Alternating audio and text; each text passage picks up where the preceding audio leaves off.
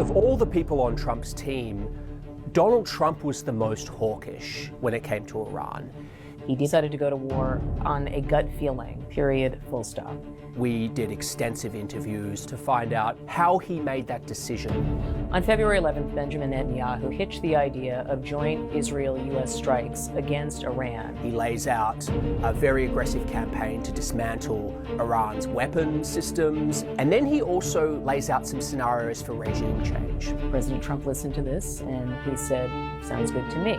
But what happened next was actually, in some ways, more interesting. Overnight, U.S. intelligence analysts very quickly went to work. The head of the CIA uses one word to describe the assessment of Netanyahu's regime change scenarios: farcical. Within the next few weeks, there were a number of discussions about what might come next.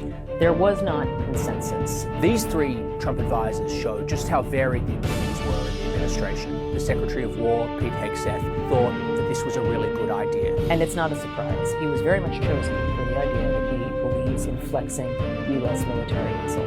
Marco Rubio, the Secretary of State, was, I would say, skeptical about a full-scale war, would prefer to continue with the maximum pressure campaign, but was also skeptical that the Iranians would agree to a deal. So he was somewhat ambivalent. The most actively opposed was Vice President J.D. Vance. He laid out various reasons why this could be complicated, from depleted munitions to the position it would leave the U.S. in going forward. That it could lead to regional chaos, and it would break apart his coalition. Many of his voters would see it as betrayal. On February 26th, President Trump had a final go, no-go meeting with his team in the Situation Room. Trump is sitting around the table with his inner circle. It's a very small group. He asked what people thought. And Vance starts by saying, well, you know, I think it's a bad idea, but if you do this, I'll support you. Pete Hegseth remained where he was, believing that Iran was going to have to be dealt with anyway, might as well do it now. And Rubio says, if the goal is regime change, we shouldn't do it. But if the goal is to degrade Iran's capabilities to wage war, their missile program, that's a goal that we can achieve. At the end, when President Trump wanted to go forward, almost everyone deferred to the president's gut instincts. They've watched him survive being indicted, being convicted, being shot.